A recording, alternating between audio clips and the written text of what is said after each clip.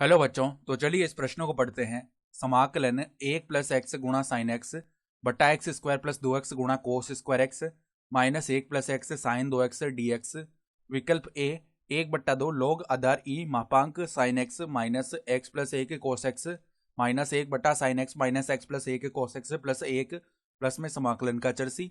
विकल्प B 1/2 tan inverse sign x minus x plus 1 cos x plus सी। विकल्प C 1/2 sin inverse sign x minus x plus 1 cos x plus C. और विकल्प D 1/2 sin inverse cos x plus sin x plus C. तो यहाँ पे देखो हमें इस समाकल का मान बताना है क्या होगा। तो प्रश्न में आगे बढ़ने से पहले इस प्रश्न से संबंधित जो मुख्य उदाहरणा है उसकी हम चर्चा कर लेते हैं। तो देखो मुख्य उदाहरणा क्या हो जाएगी।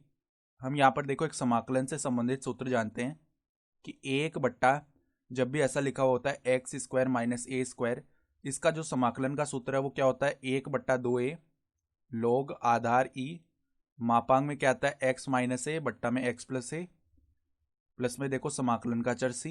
ये सूत्र जानते हैं हम, ठीक है।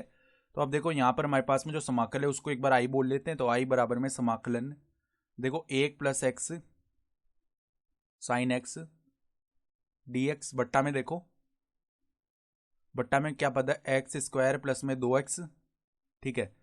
और देखो यहाँ पर गुणा में क्या है कोस स्क्वायर एक्स माइनस में देखो 1 + x साइन 2x। तो पहले तो देखो हम साइन 2x को क्या लिख सकते हैं 2 साइन एक्स कोस एक्स लिख सकते हैं ना। तो आई बराबर में देखो क्या कर रहे हैं हम यहाँ पर 1 + x साइन एक्स dx। फिर हम देखो नीचे यहाँ पर क्या क्या प्रतिस्थापन मतलब क्या क्या बदलाव ला रहे हैं। देखो एक तो एक्स स्क्वायर प्लस में 2x ये लिखा हुआ है। तो इसमें अगर हम प्लस में 1 कर दें माइनस 1 कर दें तो जो वास्तविक पद है उसमें कोई भी फर्क नहीं पड़ेगा ना। तो यहाँ पर कोस स्क्वायर एक्स और यहाँ पर हमने साइन 2x को क्या लिख लिया माइनस 2 गुणा में 1 + x sine x cos x ऐसे लिख सकते हैं ना। साइन 2x को 2 साइन एक्स कोस एक्स में लिख सकते हैं हम। तो इस प्रकार लिख लिया हमने। अब देखो हम अलग अलग कर लेते हैं पदों को। तो यहाँ पर देखो x square plus 2x plus 1 के साथ इस कोस स्क्वायर एक्स को अलग करते हैं और माइनस का जो कोस स्क्वायर एक्स है उसको अलग करते हैं, ठीक है। तो अब देखो आई बराबर क्या आएगा हमारा समाकलन में 1 + x फिर यहाँ पे गुणा में क्या है साइन एक्स dx बट्टा में देखो कौन कौन से पद आ जाएंगे हमारे। एक तो x square plus 2x plus 1 गुणा में कोस स्क्वायर एक्स। तो एक्स स्क्वायर प्लस में 2x प्लस में 1 गुणा में कोस स्क्वायर एक्स माइनस में आ जाएगा कोस स्क्वायर एक्स, ठीक है। फिर देखो यहाँ से माइनस में 2 गुणा 1 + x देखो माइनस 2 गुणा 1 + x sine x cos x. तो हमने देखो ऐसा क्यों किया है क्योंकि यहाँ पर क्या हो रहा है अब ये x square plus 2x plus 1 ये तो x प्लस 1 का स्क्वायर होता है। तो इस पूरे पद को मिलाकर के हम क्या लिख देंगे x प्लस 1 गुणा कोस एक्स का स्क्वायर।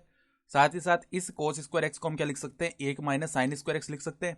क्योंकि हम ये भी जानते हैं कि sine square theta plus cos square theta का मान जो है वो 1 होता है। तो वहां से हम कोस स्क्वायर एक्स को 1 माइनस साइन स्क्वायर एक्स लिख सकते हैं ना। तो अब देखो यहाँ पर ऊपर तो है 1 + x साइन एक्स dx। अब जिन जिन पदों का स्क्वायर बनाना है ना उनको हम साथ में लिख लेते हैं।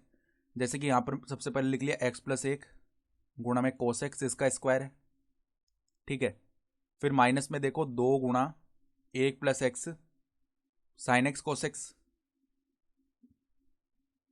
ये पद हो गया, ठीक है। फिर यहाँ से देखो माइनस में कोस स्क्वायर एक्स को हमने क्या लिखा 1 माइनस साइन स्क्वायर एक्स, ठीक है। तो माइनस माइनस तो प्लस का साइन स्क्वायर एक्स आएगा ना और यहाँ पर माइनस में 1 आ जाएगा, ठीक है। तो अब देखो इतने इतने पदों को देखो इतने इतने पदों को हम जब हम देखेंगे ना तो यहाँ पर x + 1 कोस एक्स और माइनस में साइन एक्स इसका स्क्वायर बन जाएगा ना, ठीक है। तो अब देखो यहाँ पर क्या बनेगा समाकलन 1 + x साइन एक्स dx बट्टा में देखो ध्यान से क्या बनेगा। यहाँ पर हम अगर स्क्वायर बनाना चाह रहे हैं तो x + 1 गुणा में कोस एक्स माइनस में साइन एक्स इसका पूरे का वर्ग बन गया, ठीक है। और माइनस में 1 बचा जिसको हमने 1 का स्क्वायर लिख लिया। तो अब देखो हम एक प्रतिस्थापन करते हैं। यहाँ पर मान लेते हैं माना ये जो नीचे वाला पद है x + 1 कोस एक्स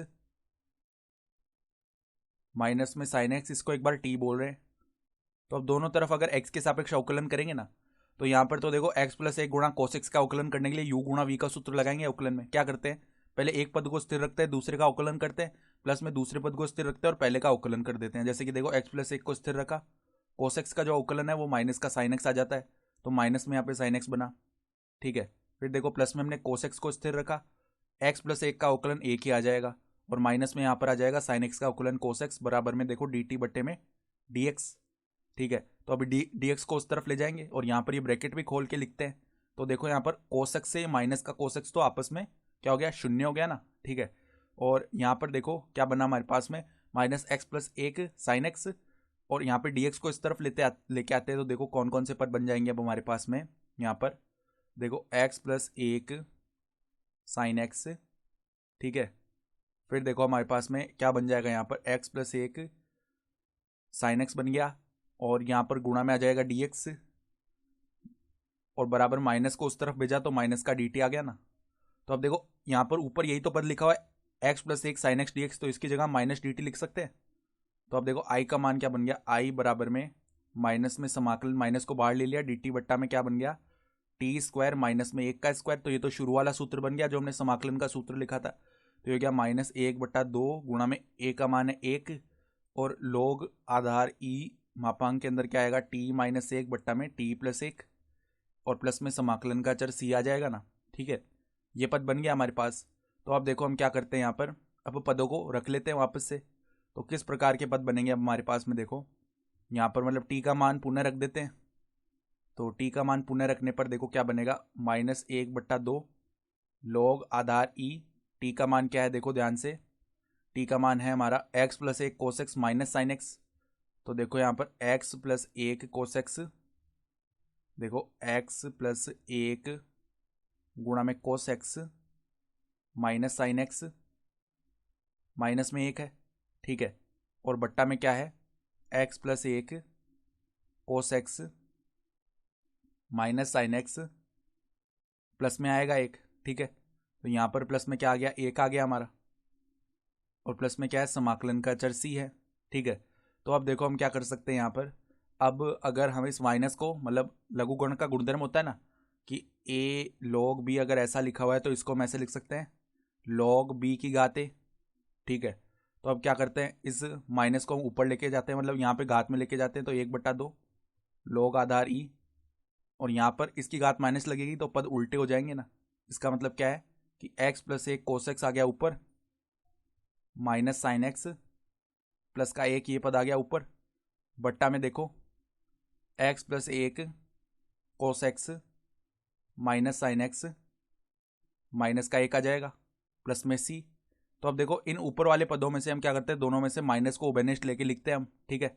तो यहाँ पर देखो अब किस प्रकार के पद बनेंगे, जैसे हम ऊपर वाले दोनों पदों में से माइनस उभयनिष्ठ लेंगे तो एक बट्टा दो, जैसे देखो हम आगे लिख लेते हैं, आई बराबर में क्या आएगा, एक बट्टा दो लॉग आधारी, पहले देखो ऊपर हमने माइनस उभयनिष्ठ लिया तो यहाँ पर पदों के जो चिन्ह है ना वो विपरीत हो जाएंगे। इसका मतलब साइन एक्स माइनस में क्या आ जाएगा, एक्स प्लस एक कोस एक्स माइनस एक, फिर नीचे से भी हमने माइनस उभयनिष्ठ लिया और दोनों माइनस मिलके कट गए, ठीक है, वापस प्लस आ गया। यहाँ से देखो माइनस को उभयनिष्ठ लेंगे ना तो हमारे पास क्या बनेगा, साइन एक्स,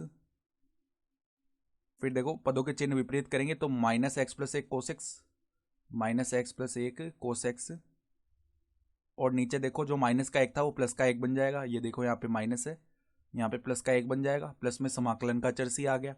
तो अब देख लो कौन सा विकल्प हमारा सही विकल्प हो जाएगा। यहाँ से देखो हम देख पा रहे हैं हमारे, देखो कौन सा विकल्प सही विकल्प आ रहा है, तो हम स्पष्ट रूप से देख पा रहे हैं कि विकल्प ए जो है वो हमारा सही विकल्प हो रहा है, ठीक है। तो आशा करता हूँ कि आपको ये प्रश्न समझ में आया होगा। धन्यवाद।